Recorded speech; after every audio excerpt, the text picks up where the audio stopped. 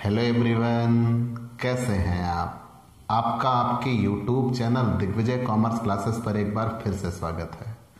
हम आपके लिए अपने इस YouTube channel Digvijay commerce classes पर डॉक्टर राम मनोहर लोहिया अवध विश्वविद्यालय के बीकॉम थर्ड ईयर, बाकी प्रत्येक यूनिवर्सिटी के बीकॉम सेकेंड ईयर में कंपलसरी सब्जेक्ट के रूप में पढ़ाए जाने वाले सब्जेक्ट इनकम टैक्स की पूरी एक सीरीज लेके आ रहे हैं, जिसमें आपको एक तरफ से हर एक रूल और उनके प्रैक्टिकल क्वेश्चन 1 बाय 1 मिलते हैं।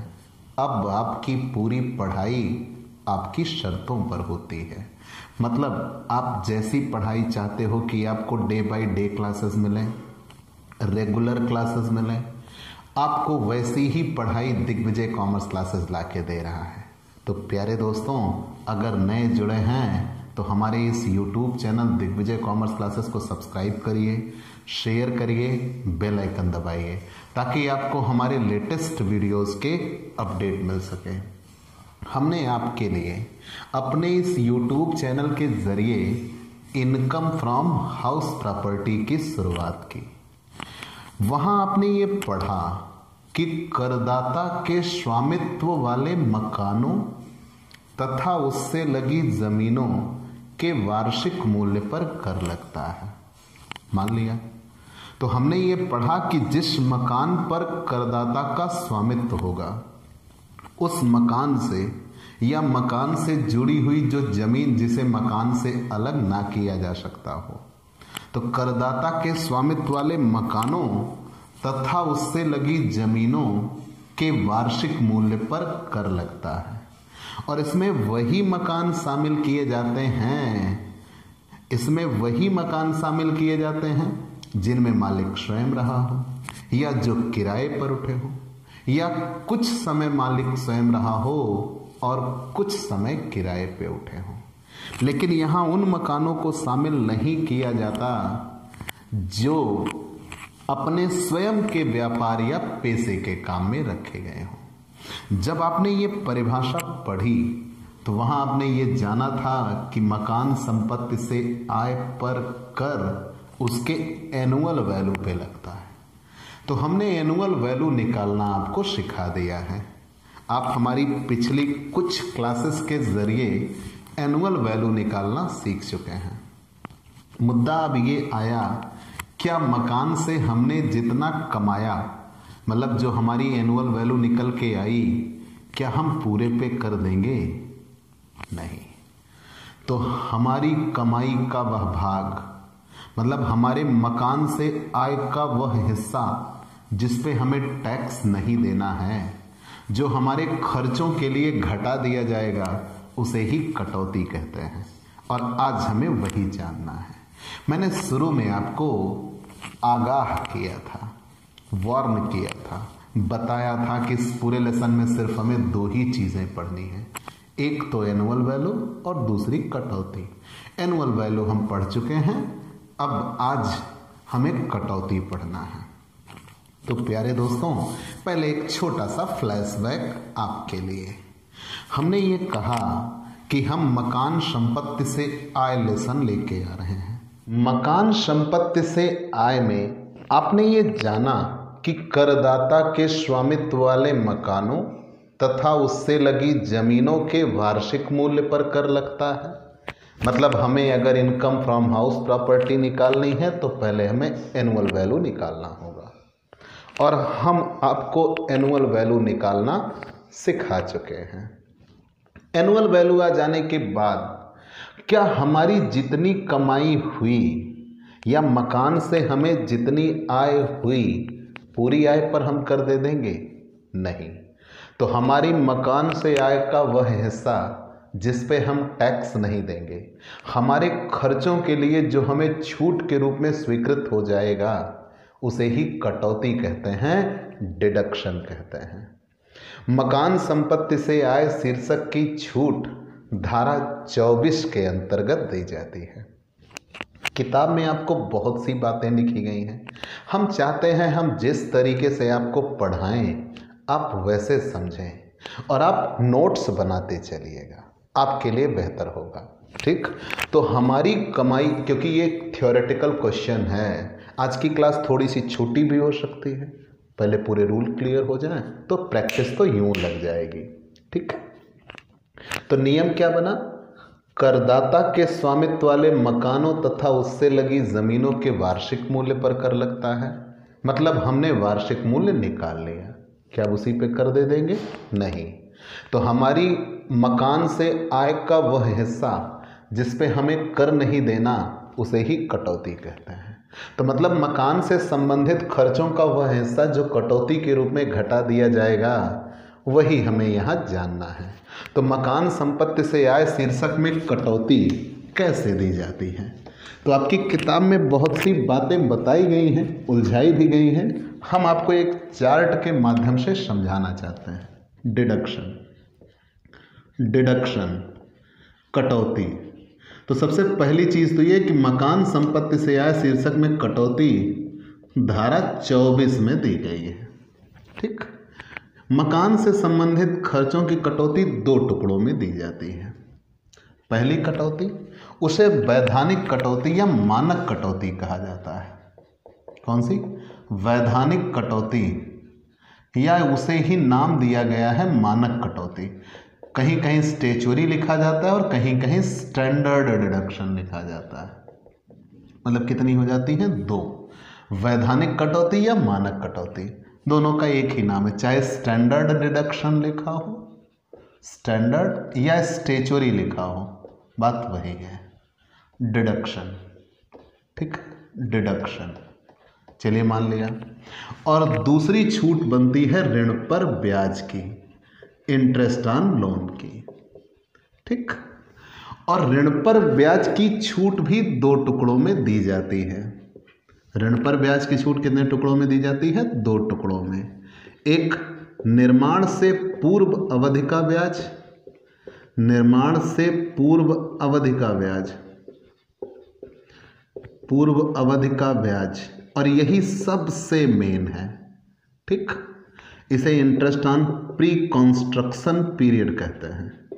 Interest on pre construction period. हम एक एक समझाते हैं, आप बिल्कुल निश्चिंत रहिएगा। आपको कटौती हम आपकी ज़ुबान पे याद करा देंगे। और सबसे बड़ी बात बेटा, अगर आपको हाउस प्रॉपर्टी की कटौती नहीं आई ना, तो हाउस प्रॉपर्टी में आपको कुछ ना आया। तो कटौती तो आना ही चाहिए। ये एक थ्योरेटिकल का भी क्वेश्चन बनता है, और ये न्यूमेरिकल तो आगे चल के ये हर क्वेश्चन में मिलना ही मिलना है। ठीक। तो निर्माण से पूर्व अवधि का ब्याज और गत वर्ष का ब्याज, गत वर्ष का ब्याज, interest on previous year, interest on previous year. ठीक है, प्रीवियस ईयर। और ये इंटरेस्ट ऑन लोन नाम दिया गया है। ठीक, इंटरेस्ट ऑन लोन। अब यहीं से आपके नोट्स बनाने का सिलसिला शुरू होगा। तो ध्यान देना बेटा, हम सारी चीज़ें बोर्ड पे लिख नहीं सकते। ठीक है, हमारी अपनी लिमिटेशन है। हम आपको एक एक चीज़ बताते हैं। सबसे पहले कटौती कहते किसे हैं? ठीक, सबसे पहली चीज़ तो हम ये जाने कि कटौती कहते किसे हैं। तो मकान से संबंधित खर्चों के लिए हमारी कमाई का वह हिस्सा जो हमारी आय में से घटा दिया जाएगा, लेकिन जिस पर हमें कर नहीं देना होगा, उसे ही कटौती कहते हैं। ठीक, फिर से जान लीजिए क्या कहा मैंने। हमारी कमाई का वह हिस्सा जो हमारी आय से तो घटा दिया जाएगा, उस पर हमें कर नहीं देना होगा, उसे ही कटौती कहते हैं। और कटौती कितनी दी गई हैं? 2। मकान से संबंधित खर्चे क्या होते हैं, उन्हीं खर्चों के लिए हम कटौती की मांग करते हैं। कुछ और बातें हम आपको बताना चाहेंगे। जैसे अभी आपने बिजनेस प्रोफेशन नहीं पढ़ा है, लेकिन बिजनेस प्रोफेशन का ये रूल होता है कि हम जितना कमाते हैं उसको कमाने के लिए जितना लगाते हैं माइनस कर देते हैं। ठीक, वही लॉजिक भी बनता है भाई। अगर हमने 10,000 कमाया और 10,000 को कमाने के लिए हमने 6,000 खर्च किया है, तो सही मायने में हमने 4,000 कमाया, तो टैक्स तो 4,000 पे देना बनता है। वही लॉजिक है और वही करते हैं हम। लेकिन यहाँ पे इनकम फ्रॉम हाउस प्रॉपर्टी का क्या फंडा है? क्या जितना कमाएंगे पूरे पे टैक्स दे देंगे? नहीं, तो हमारे मकान से संबंधित खर्चों के लिए हमें कुछ छूट दी जाती है। अब मकान से संबंधित खर्चे यहाँ दो तरीके से दिखाए जाते हैं। पहला, तो पहली छूट कटौती कितने प्रकार से मिलेंगी? दो प्रकार से। अगर आप एक फ्लैशबैक में चलना चाहें, चूंकि ये एक ठहराव है, एक पड़ाव है, हम इसके आगे बढ़ जाएंगे तो पीछे लौट पाना मुश्किल होगा, ठीक है। अगर हम आपको एक ठहराव पे ले चलें तो मकान संपत्ति से आय में क्या पढ़ा? अगर हम आपको एक ठहराव पे ले चलना चाहें तो अपने मकान संपत्ति से आय में क्या पढ़ा कि करदाता के स्वामित्व वाले मकानों तथा उससे लगी जमीनों के वार्षिक मूल्य पर कर लगता है। वार्षिक मूल्य हमने निकालना सीख लिया है, मतलब हम वार्षिक मूल्य निकाल लेंगे, मतलब हम मकान से कितना कमा सकते हैं वो हमने निकाल लिया। क्या हमने जितना कमाया उस पूरी आय पर हम कर देने जा रहे हैं? नहीं। तो मकान से संबंधित वो खर्चे जिनकी हमें छूट मिल जाएगी, मतलब जो हमारी आय में से घटा दिए जाएंगे, उन्हें ही कटौती कहते हैं। मतलब हमारी आय में से हमारे खर्चों के लिए जितना घटा दिया जाएगा उसे ही यहाँ छूट कहा गया, कटौती कही गई। और मकान से संबंधित खर्चों की कटौती धारा 24 में दी गई है। दो कटौतियाँ होती हैं। पहली मकान से संबंधित खर्चों के लिए दी जाती है, जिसे हम वैधानिक कटौती या मानक कटौती कहते हैं। ये होती क्यों है? अब यहीं से आप नोट्स बनाना शुरू करिएगा। तो ये मकान से संबंधित खर्चे जैसे टूट फूट, रंगाई पुताई आदि के लिए दी जाती है। मतलब कोई बहुत बड़ा मरम्मत का काम करा रहे हो, कोई टूट फूट का काम करा रहे हो, रंगाई पुताई, रंग रोगन, टेक्सचर पेंटर, कुछ भी कह लो यार। मकान से संबंधित जो खर्चे होते हैं, टूट फूट, रंगाई पुताई आदि के लिए ये छूट दी जाती है। कितनी दी जाती है? मकान से संबंधित खर्चों के लिए ये छूट दी जाती है और हमेशा ये नेट एनुअल वैल्यू के 30% के बराबर दी जाती है। ध्यान रहे, ना उससे ये छूट कम दी जाएगी, ना उससे ये छूट ज़्यादा दी जाएगी। मैंने ये लाइन क्यों बोला? मैंने ये लाइन इसलिए कहा, ये छूट हमेशा कितनी दी जाएगी? नेट एनुअल वैल्यू के 30% के बराबर, ना उससे कम ना उससे ज़्यादा। चाहे हम कम खर्च करें या ज़्यादा खर्च करें। जैसे हो सकता है पूरे साल में आपने मरम्मत का या रंगाई पुताई का कोई काम कराया ही ना हो, फिर भी आपको ये 30% के बराबर छूट मिलेगी। हो सकता है आपने बहुत ज़्यादा खर्च कर दिया हो मरम्मत आदि पे, रंगाई पुताई पे, तो वो आपका व्यक्तिगत मामला है। जितना आपके मकान की नेट एनुअल वैल्यू है उसके 30% के बराबर इनकम टैक्स आपको छूट देगा, उससे ज़्यादा की छूट आपको नहीं देगा, चाहे आप कम खर्च करें चाहे आप ज़्यादा खर्च करें। तो पूरा नियम क्या बना? मकान से संबंधित खर्चों मतलब टूट फूट, रंगाई पुताई आदि के लिए दी जाती है। और कितनी दी जाती है? हमेशा नेट एनुअल वैल्यू के 30% के बराबर दी जाती है, ना उससे कम दी जाएगी ना उससे ज़्यादा दी जाएगी। अगर मकान मालिक कम खर्च करता है, ज़्यादा खर्च करता है, तो उससे कोई मतलब नहीं होता। हमेशा ये उसके नेट एनुअल वैल्यू के 30% के बराबर दी जाती है। थोड़ी क्षण रुकेंगे, रुकना ही पड़ेगा, आपको हमारे साथ खड़ा रहना है। अब मैंने यहाँ पे एनुअल वैल्यू बताया था, जिस मकान में मकान मालिक स्वयं रहता है उस मकान की नेट एनुअल वैल्यू क्या होती है। भाई देखना, यहाँ एक विशेष नियम आया है। विशेष नियम यह है कि अभी तक एक व्यक्ति के लिए एक मकान की छूट मिलती थी। हमने भी बार बार यही कहा, पीछे यही जिक्र भी हुआ है। लेकिन यहाँ से आपको ये पड़ाव दिया गया कि एक व्यक्ति के लिए रहने के मकान की कितने के रहने के मकान की छूट मिल जाएगी? 2। तो मान लीजिए कोई व्यक्ति अपने मकान में स्वयं रहता है, तो उस मकान की नेट एनुअल वैल्यू क्या होती है? निल। जब उस मकान की नेट एनुअल वैल्यू ही नहीं है तो क्या आप उसकी वैधानिक कटौती पाएंगे 30%? तो निल का 30% तो निल ही आना है। तो हम नियम ही कह लेते हैं कि जब नेट एनुअल वैल्यू नहीं होती तो मानक कटौती भी नहीं दी जाती। मतलब जब मालिक स्वयं रहता है तो उस समय मानक कटौती की छूट नहीं मिलती। मतलब ये छूट कब मिलती है? जब मकान किराए पर उठा हो या किराए पर उठा हुआ समझा गया हो। अब बताइए ये किराए पर उठा हुआ समझा गया क्या मामला आ गया?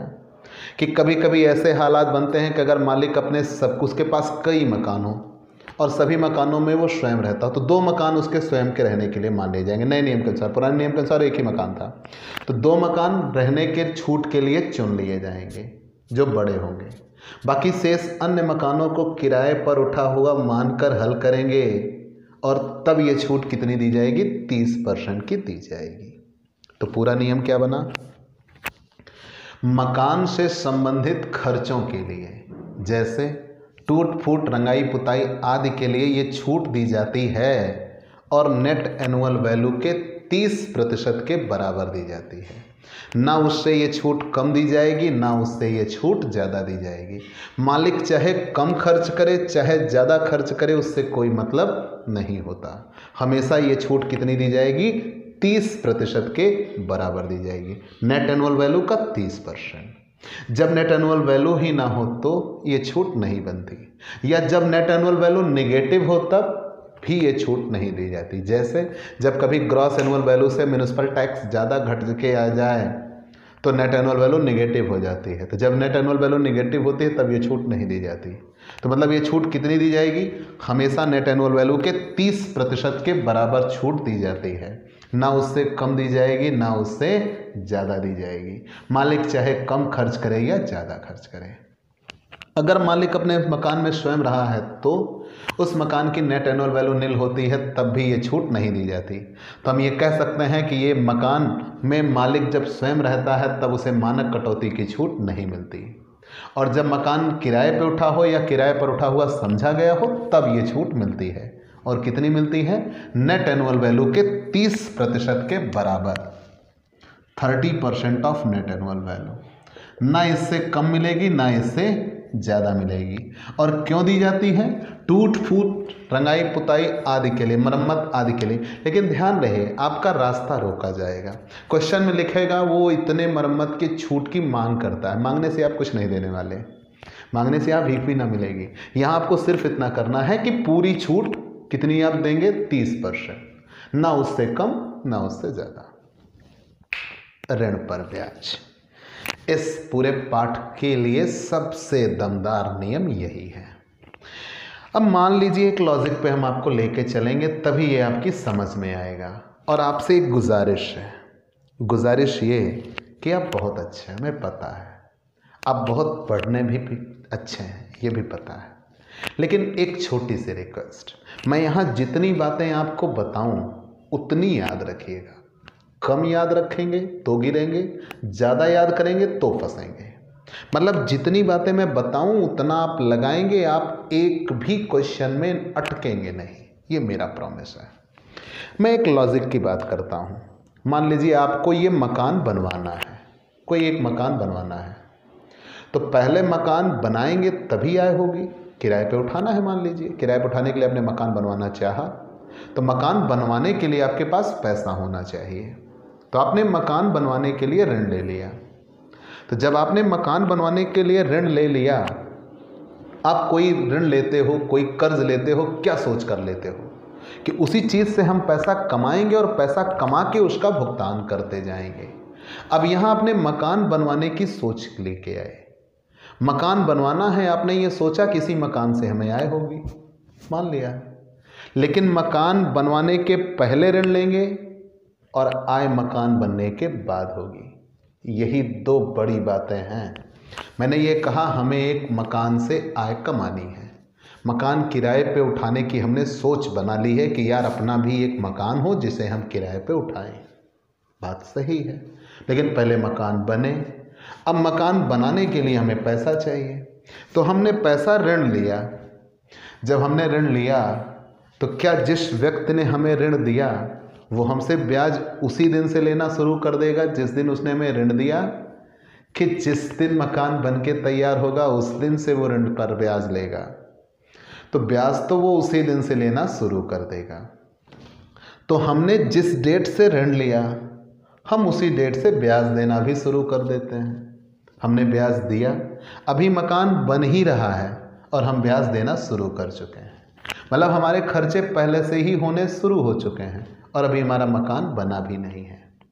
अब जब हमारा मकान बनके तैयार हुआ, हमने उससे कुछ आय प्राप्त की, तो इनकम टैक्स वाले आ गए, भाई आपने पैसा कमाया है, आपको कर तो देना पड़ेगा।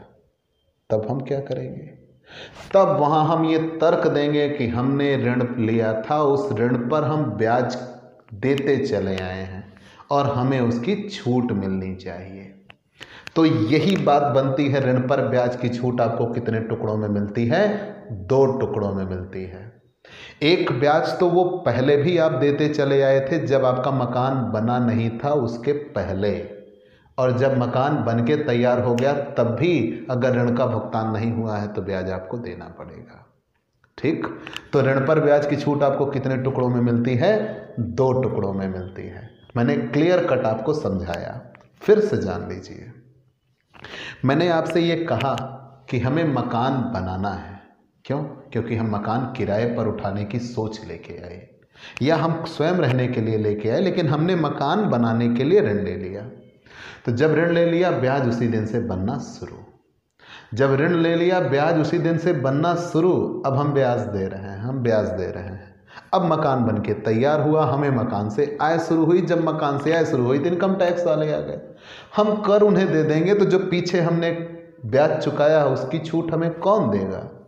तो कर देने के पहले उस पीछे चुकाए गए ब्याज की हम छूट मांगेंगे। एक तो उसकी छूट मिलेगी, और एक इस वर्ष में भी हम ब्याज चुका रहे हैं, मकान बनके बेशक तैयार हुआ, अभी हमने ऋण नहीं चुकाया तो ब्याज तो हमें देना पड़ेगा, हमें उसकी भी छूट मिलनी चाहिए। तो ऋण पर ब्याज की छूट कितने टुकड़ों में मिलेगी? 2।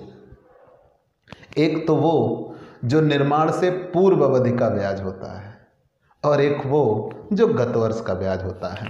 ये तो प्रत्येक वर्ष आपको छूट मिलती जाएगी, तब तक मिलती जाएगी जब तक आप ऋण का भुगतान नहीं कर देते। ठीक है, तब तक ये आपको छूट मिलती जाएगी, प्रत्येक वर्ष मिलती जाएगी। क्यों भाई? इस वर्ष हमारा मकान बनके तैयार हुआ, आय का जरिया मिल गया। अब हमने इस वर्ष छूट दे दी, अगले वर्ष हम सॉल्व करेंगे, अगले वर्ष दे देंगे, अगले वर्ष सॉल्व करेंगे, अगले वर्ष दे देंगे। तो ये तो प्रत्येक वर्ष सिस्टमेटिक ढंग से चलता चला जाएगा। भाई जिस वर्ष हम क्वेश्चन सॉल्व कर रहे होंगे उस वर्ष के गत वर्ष के ब्याज की छूट दे देंगे, अगले साल सॉल्व करेंगे, अगले साल ब्याज की छूट दे देंगे। समस्या इस पे है क्या? अब यहाँ पे नियम पढ़िएगा क्या है। ये मकान बनने के पहले का ब्याज है। कैसे? तो डेट मैंने बताया, पहले आप ये 3 टुकड़ों में, पहले प्री कंस्ट्रक्शन पीरियड हम निकालेंगे। पहले हम निर्माण से पूर्व अवधि का ब्याज, interest on pre construction period. तो पहले प्री कंस्ट्रक्शन पीरियड निकालेंगे, फिर हम प्री कंस्ट्रक्शन पीरियड का इंटरेस्ट निकालेंगे, फिर हम उसकी छूट की बात करेंगे। तो पहले प्री कंस्ट्रक्शन पीरियड कहते किसे हैं? ब्याज कब से देना शुरू करते हैं? जब से ऋण लेते हैं। तो मैं जितनी बातें याद कराऊँ वो उतना याद करिएगा। ऋण लेने की तिथि से, मतलब जिस दिन से ऋण लिया, ऋण लेने की तिथि से मकान बनने के पूर्व की 31 मार्च तक प्री कंस्ट्रक्शन पीरियड होता है। क्या कहा मैंने? ऋण लेने की तिथि से मकान बनने के पूर्व की 31 मार्च, ठीक है, मतलब जिस दिन हमने लोन लिया उस दिन से लेकर जिस दिन मकान बना उस दिन के पहले की 31 मार्च, बस यही तरह आप दिमाग में बैठा लो।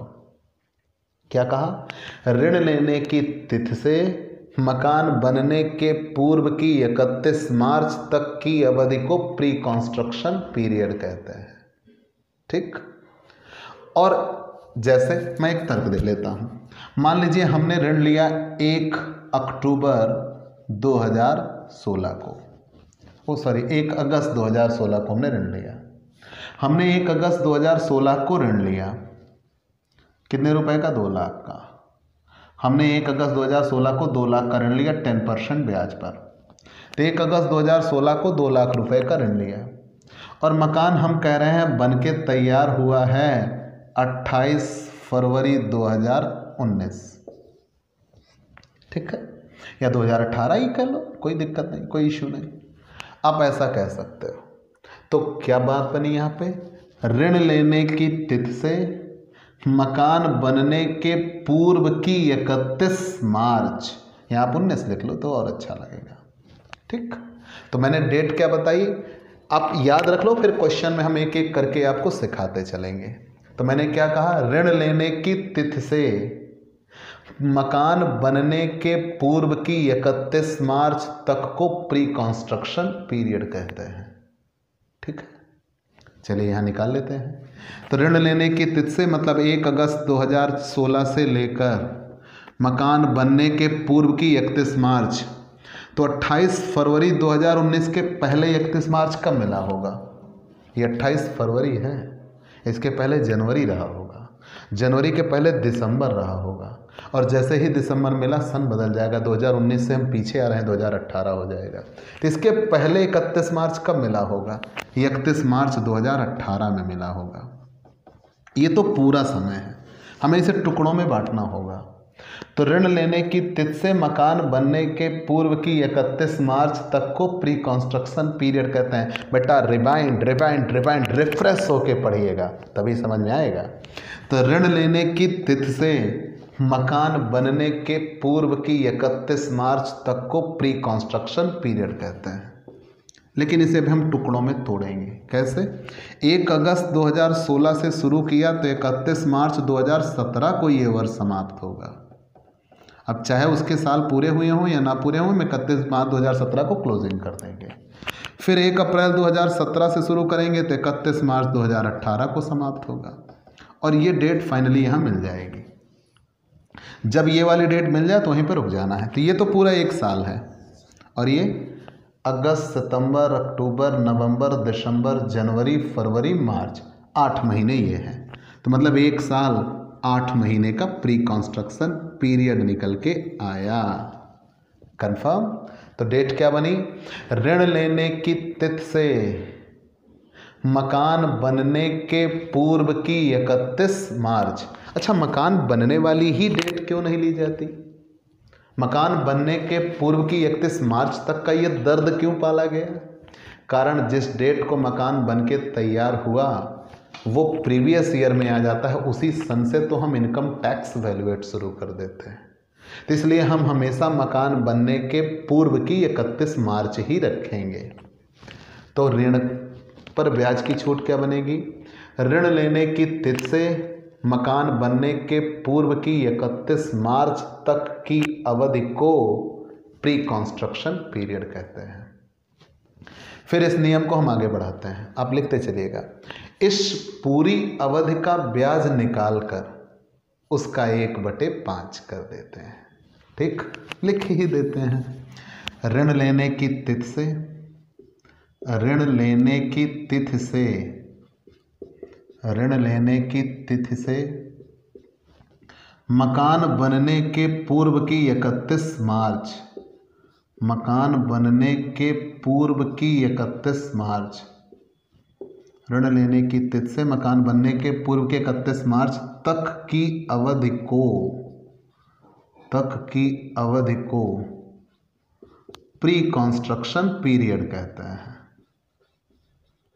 ठीक, फिर एक पैराग्राफ हम चेंज करते हैं। इस पूरी अवधि का ब्याज निकालकर, इस पूरी अवधि का ब्याज निकालकर, इस पूरी अवधि का ब्याज निकालकर उसका 1/5 कर देते हैं, उसका 1/5 कर देते हैं। ये स्टेप अभी हम सिखाते हैं। इस पूरी अवधि का ब्याज निकालकर उसका 1/5 कर देते हैं। इस 1/5 भाग की छूट, 1/5 भाग की छूट लगातार 5 वर्षों में, या आप मकान बनने वाले वर्ष, इस 1/5 भाग की छूट मकान बनने वाले वर्ष से शुरू करके, मकान बनने वाले वर्ष से शुरू करके लगातार 5 वर्षों में दी जाती है, लगातार 5 वर्षों में दी जाती है। यदि कोई वर्ष गत वर्ष हुआ, यदि कोई वर्ष हमारा गत वर्ष हुआ तो छूट मिलेगी, हमारा गत वर्ष हुआ तो छूट मिलेगी।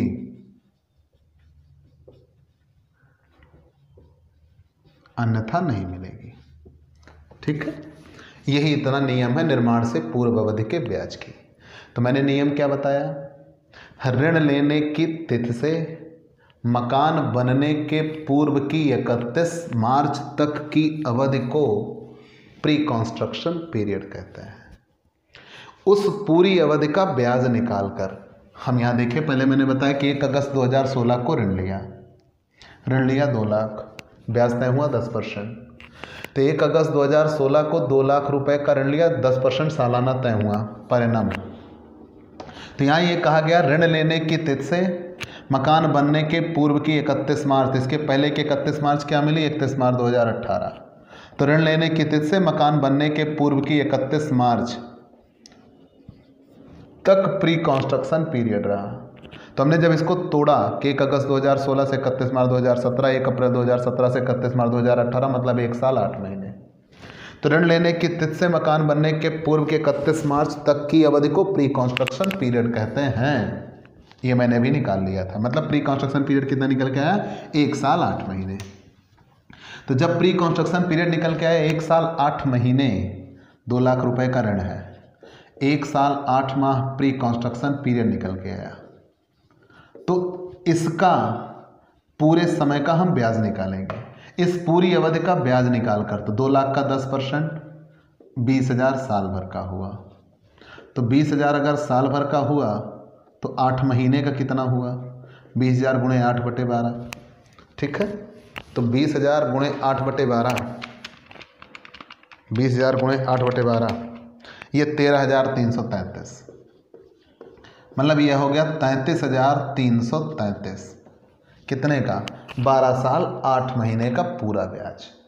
तो ऋण लेने की तिथि से मकान बनने के पूर्व की 31 मार्च तक की अवधि को प्री कंस्ट्रक्शन पीरियड कहते हैं। इस पूरी अवधि का ब्याज निकालकर उसका 1/5 कर देते हैं। अब इस 1/5 भाग की छूट कैसे मिलेगी, अब इनकम टैक्स वाले आ गए। सोच के देखिए, इनकम टैक्स वाले जब आए थे कर मांगने के लिए, तो आपने कहा भाई देखिए, हमें जब छूट, हमने ऋण चुका लिया है, उस ऋण पर ब्याज दी है, हमें उसकी छूट चाहिए।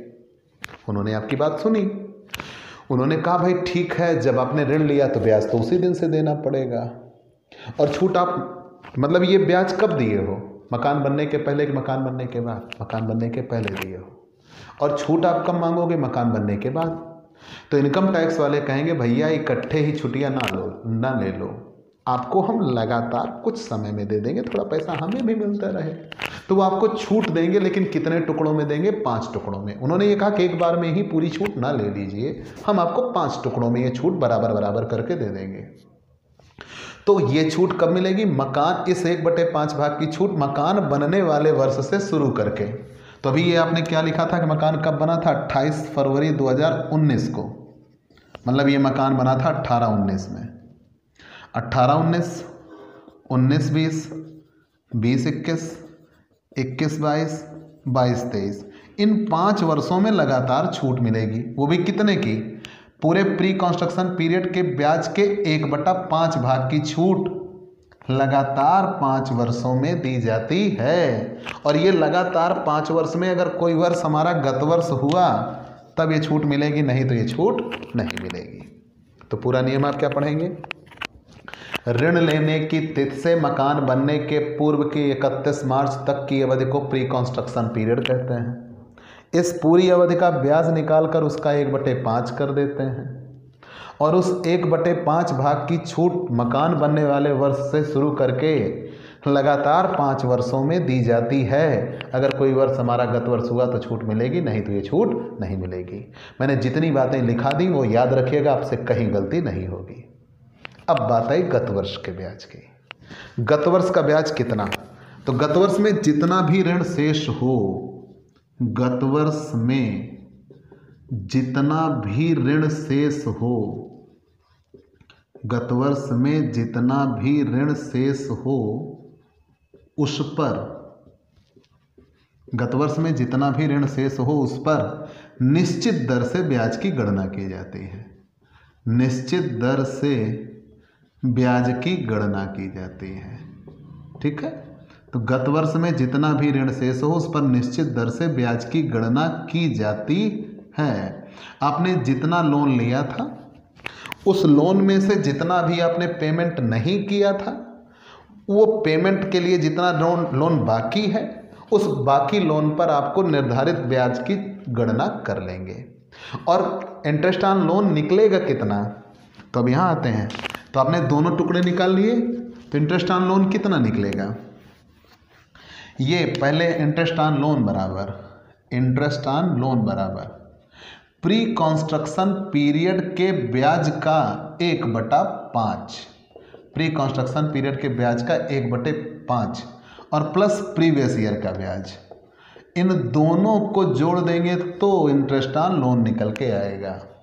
तो पहले हम प्री कंस्ट्रक्शन पीरियड का ब्याज निकालेंगे, उसका 1/5 करेंगे, उस 1/5 भाग की छूट लगातार 5 वर्षों में दी जाएगी। अगर वो वर्ष हमारा गत वर्ष हुआ तो यहाँ छूट मिलेगी, और प्लस गत वर्ष के ब्याज की छूट तो हमेशा मिलती है। ठीक है, अगर गत वर्ष में ऋण है तो ब्याज की छूट मिलेगी। तो ये दोनों छूट जोड़ देंगे, उतना ही इंटरेस्ट ऑन लोन निकल के आया। अभी ये सिर्फ इतनी छूट आप मांगेंगे, इनकम टैक्स कितनी छूट देगा वो अलग मुद्दा है। तो पहले पूरा कटौती जान लीजिए, फ्लैशबैक, पूरी क्लास का समरी। मकान संपत्ति से आए कहते किसे हैं, अब जड़ से सुनना बेटा, अगर आपके दिमाग में ये बातें बैठ गई हैं तो प्रॉब्लम सॉल्व। करदाता के स्वामित्व वाले मकानों तथा उससे लगी जमीनों के वार्षिक मूल्य पर कर लगता है। मतलब कर निकालना है तो पहले वार्षिक मूल्य निकालना होगा। ठीक, वार्षिक मूल्य क्या, मकान से हम जितना कमा सकते हैं वही उस मकान का वार्षिक मूल्य कहलाता है। मान लिया जब वार्षिक मूल्य निकल के आ गया तो वार्षिक मूल्य जितना आया क्या हम पूरे पर कर दे देंगे, नहीं। तो हमारी कमाई का वह हिस्सा जो हमारे खर्चों के लिए घटा दिया जाएगा उसे ही कटौती कहते हैं। तो मतलब मकान से आय तो हुई, तो मकान से संबंधित खर्चों के लिए जो हमें छूट मिलती है उसे ही कटौती कहेंगे। और ये धारा 24 में दी गई है। कौन कौन सी, 2 छूट है, पहली है मानक कटौती या वैधानिक कटौती, और दूसरी है ऋण पर ब्याज। वैधानिक कटौती किसे कहते हैं, मकान से संबंधित खर्चों के लिए ये छूट दी जाती है। मकान से संबंधित जो खर्चे होते हैं, टूट फूट, रंगाई पुताई आदि के लिए ये छूट दी जाती है, और हमेशा ये नेट एनुअल वैल्यू के 30% के बराबर दी जाती है, ना उससे कम दी जाएगी ना उससे ज़्यादा दी जाएगी। मान लीजिए मकान किराए पे उठा, नेट एनुअल वैल्यू आई तो जितनी आएगी उसका 30%। लेकिन अगर मालिक कम खर्च करे, ज़्यादा खर्च करे, उससे हमसे कोई मतलब नहीं होता। कभी कभी ऐसे भी हालात बनते हैं कि नेट एनुअल वैल्यू नील हो जाती है, तब क्या होगा, तब ये छूट नहीं मिलती। और अगर नेट एनुअल वैल्यू निगेटिव हो जाती है तो भी ये छूट नहीं मिलती। तो जब मालिक स्वयं रहा हो तो उस मकान की नेट एनुअल वैल्यू नील होती है, 2 मकान की नेट एनुअल वैल्यू नील होती है, तो दोनों पे ये छूट नहीं मिलती। बाकी अगर अन्य मकानों में भी वो स्वयं रहा है तो उस मकान को किराए पर उठा हुआ मानकर हल करेंगे, तब ये छूट मिलेगी। ऋण पर ब्याज, अगर हमने मकान को बनवाने या मकान को खरीदने के लिए कोई ऋण लिया है, या पहले कोई ऋण लिया था, उस ऋण को भुगतान करने के लिए कोई नया ऋण लिया है, तो भी ये छूट मिलती है। तो कैसे मिलती है, तो उसे ऋण पर ब्याज कहते हैं। ऋण पर ब्याज की छूट 2 टुकड़ों में मिलती है। पहले निर्माण से पूर्व अवधि का, मतलब मकान बनने के पहले का, और एक मकान बनने के बाद गत वर्ष का।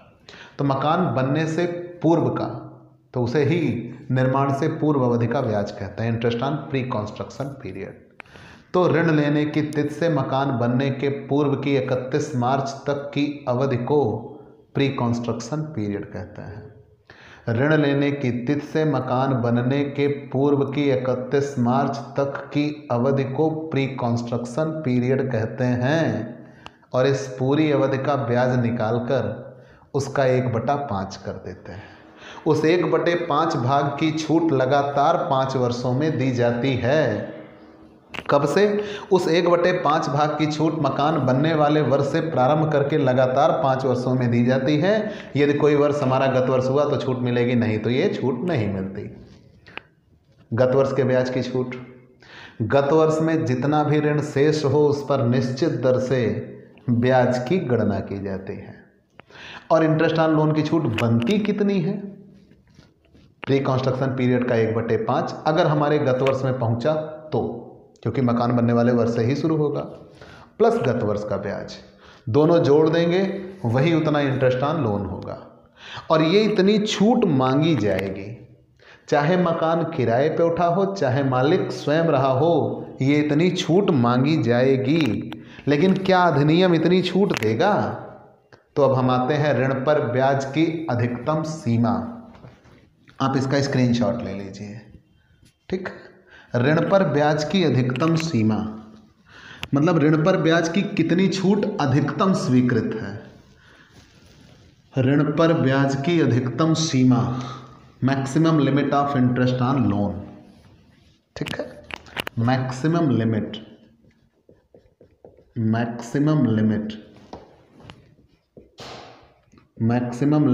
Of interest on loan. तो ऋण पर ब्याज के छूट की सीमा कितनी है इंटरेस्ट ऑन लोन, ठीक है। तो अगर आपने ऋण पर ब्याज की छूट मांगा, कितनी मांगेंगे वो पीछे हमने बता दिया। तो तुरंत अधिनियम ये देखता है आप मकान में कर क्या रहे हो, ठीक। उसके आधार पर वो छूट तय करते हैं। क्या आपका मकान किराए पे उठा है, लेट आउट। क्या आप अपने मकान में स्वयं रह रहे हो, सेल्फ ऑक्युपाइड। अगर आपका मकान किराए पे उठा है तो आपको पूरे की छूट दे देंगे, कोई लिमिट नहीं है। मतलब आप जितनी छूट मांगोगे पूरे की छूट आपको मिल जाएगी, वो कुछ पूछेंगे ही नहीं। अगर आपका मकान किराए पे उठा है तो आपको पूरे की छूट मिल जाएगी, नो लिमिट, ठीक है। और अगर मालिक स्वयं रहा है तो तब तो दो नियम बनते हैं। क्या? ऋण लिया कब गया? ऋण 1 अप्रैल 99 के पूर्व लिया गया है। आपकी किताब में 31 मार्च 99 का है, तो 1 अप्रैल 99 ही हुआ। 1 अप्रैल 99 के पूर्व लिया है, किताब में कहा है 31 मार्च 99 तक लिया हो, मैंने लिख दिया 1 अप्रैल 99 के पूर्व लिया है। या ऋण 1 अप्रैल 99 के बाद लिया है, ऋण 1 अप्रैल 99 के बाद लिया है, तब क्या करेंगे? दोनों में ये तर्क दिया जाता है, ठीक है। ध्यान देके देखिएगा, यहाँ ये कहा गया कि अगर आपने ऋण पर ब्याज की छूट की मांग की तो सबसे पहले अधिनियम ये देखेगा आपने मकान में किया क्या है। क्या आपका मकान किराए पे उठा है? क्या आप अपने मकान में स्वयं रहे हो? अगर आपका मकान किराए पे उठा है तो आपको पूरे की छूट दे देंगे, जितनी आप मांगोगे पूरा। 2 लाख की मांगोगे 2 लाख, 10 लाख की मांगोगे 10 लाख, जितनी छूट आप मांगोगे पूरे की छूट आपको मिल जाएगी। और अगर मालिक स्वयं रहा हो तो तब 2 नियम है। क्या ऋण आपने 1 अप्रैल 99 के पहले लिया कि ऋण 1 अप्रैल 99 के बाद लिया? अगर ऋण 1 अप्रैल 99 के पहले लिया है तो 30,000 रुपये तक की छूट मिलेगी, चाहे जिस कार्य के लिए आपने लोन लिया हो। आपने लोन लिया है 1 अप्रैल 99 के पहले लिया है तो आपको ऋण पर ब्याज की छूट केवल कितनी मिलेगी? 1 साल के लिए 30,000 रुपये तक की ही मिलेगी, उससे ज़्यादा की छूट नहीं मिलती। और अगर 1 अप्रैल 99 के बाद लिया तो फिर देखा जाएगा किस कार्य के लिए ऋण लिया। क्या निर्माण एवं क्रय के लिए ऋण लिया, मैन्युफैक्चर एंड परचेज? अगर निर्माण एवं क्रय के लिए ऋण लिया है तो 2 लाख रुपए तक की छूट मिल जाएगी। और अगर मान लीजिए अन्य कार्य के लिए लिया है तो तब फिर आपको फिर से वही नियम 30,000 रुपये तक की ही छूट मिलेगी, फिर और छूट नहीं मिलती, ठीक है। ये नियम अधिकतम सीमा के लिए बनाया गया है।